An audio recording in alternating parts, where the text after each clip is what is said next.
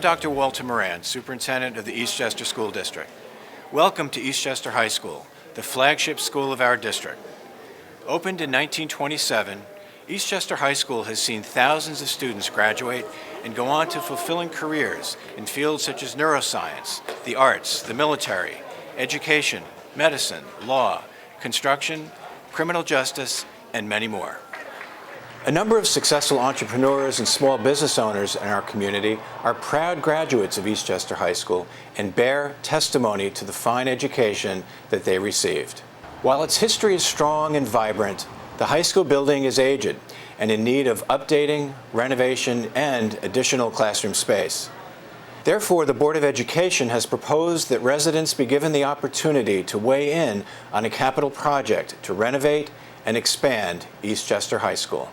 Over the last 2 decades, the district has mapped out a course to bring our schools in line with parent and community expectations.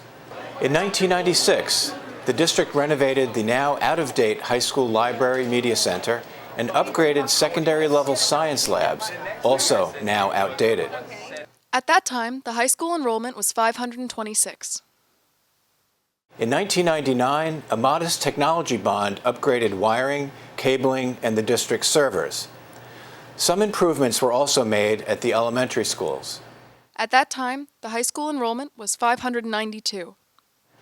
In October of 2000, the Waverly Kindergarten Center was expanded to twice its size with the addition of 14 classrooms. The creative plan to make Waverly into a kindergarten first grade school for all students in the district alleviated a severe space shortage in Ann Hutchinson and Greenvale. At the same time, modular classrooms were added to Ann Hutchinson and Greenvale, which now serve students in grades 2 through 5. The Greenvale cafeteria, gym, and library were also renovated to accommodate a growing student population. At that time, the high school enrollment was 610.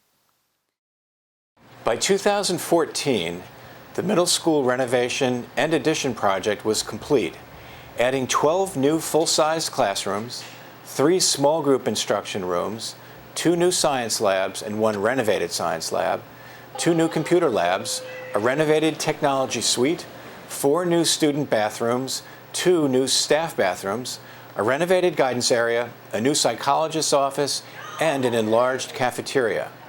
By this time, the high school enrollment had jumped to 905. A year later, the enrollment was 927. We can predict with some accuracy that the enrollment will continue to be the same or higher when we analyze the population of students currently in grades kindergarten through 8. Enrollment is predicted to be 1,067 in 2020, the year the current 4th grade class enters the high school. What have we done? And how have we done it? As the high school principal, I can attest to the fact that our dedicated teachers have done an excellent job preparing students for life after Eastchester High School. Meeting the needs of the high school academic program housed in this outmoded building has been a challenge and has led to innovative reconfiguration of space. In 2003, temporary classrooms were created in the space known as the Old Gym, which was originally built in 1936. 12 years later, many of our advanced placement math and computer science classes are taught in this inferior, makeshift, temporary space. They're using the old gym as classrooms, but really all it is just an old gym with false walls. It was supposed to be temporary, but it's becoming permanent. When you're taking a test, you can hear all the other classrooms because there's no doors. The Library Media Center is shared by the middle school and the high school. To accommodate the larger student enrollments in both schools, the library space was redesigned by in-house staff to create additional essential, but again inadequate, learning spaces. While the library, where you expect to be able to do work, but you have to be very quiet, you can't really socialize when you're doing a group project. There's no really happy medium that you would expect. And by the time school is over, the cafeteria is closed, so no one's allowed in there to work. Our vital concern is the fact that our science labs are not up to current state-of-the-art specifications.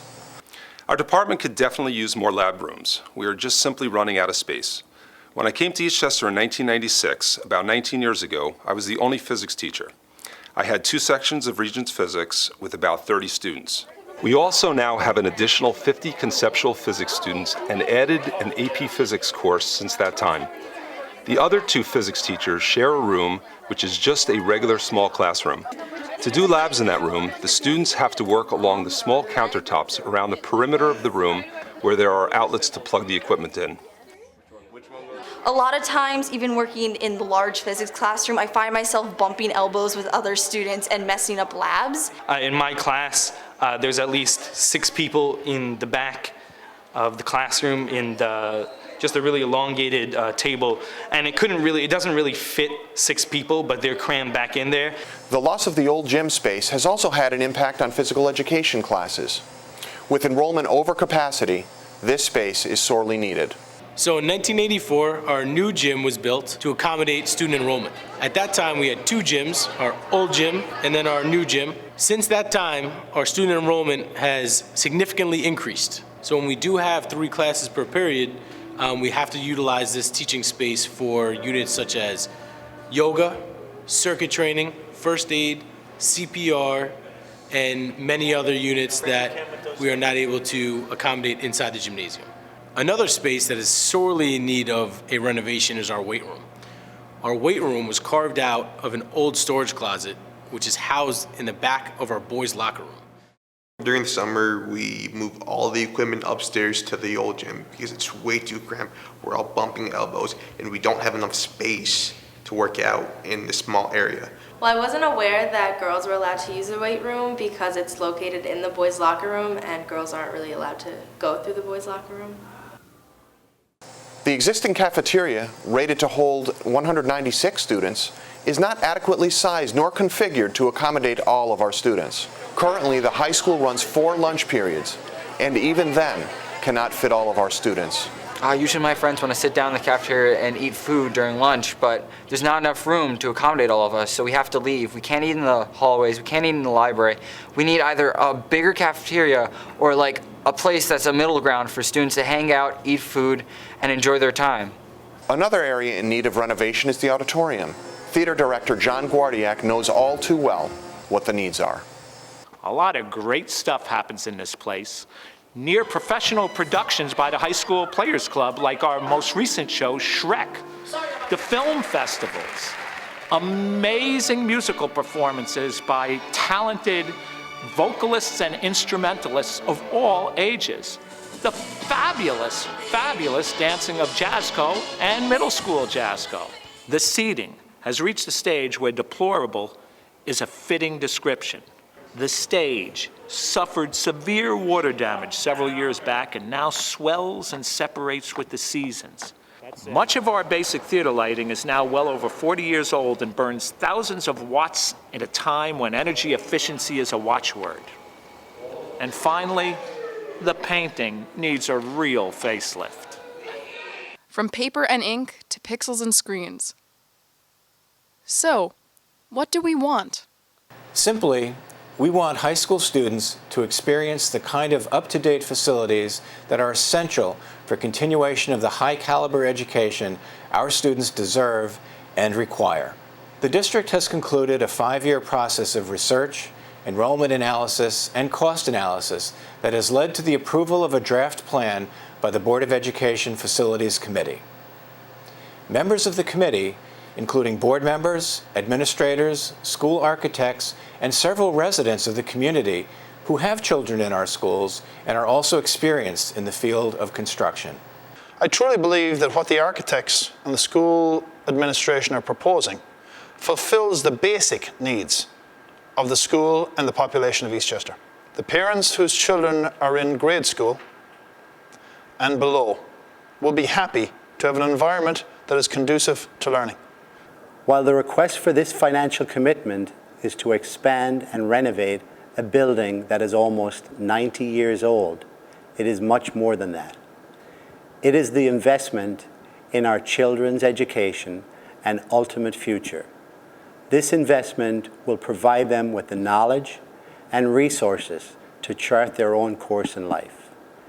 If that is not a good investment and rate of return, then I'm not sure what is. In keeping with the district's stated goals, It is the responsibility of the Board of Education to provide a fair and appropriate education that will meet student needs as they prepare to enter college, the work world, and beyond. This video was made with the able assistance of some of our high school students and recent graduates who are studying video production, journalism, and filmmaking. Thank you for watching, and stay tuned for more information in the fall.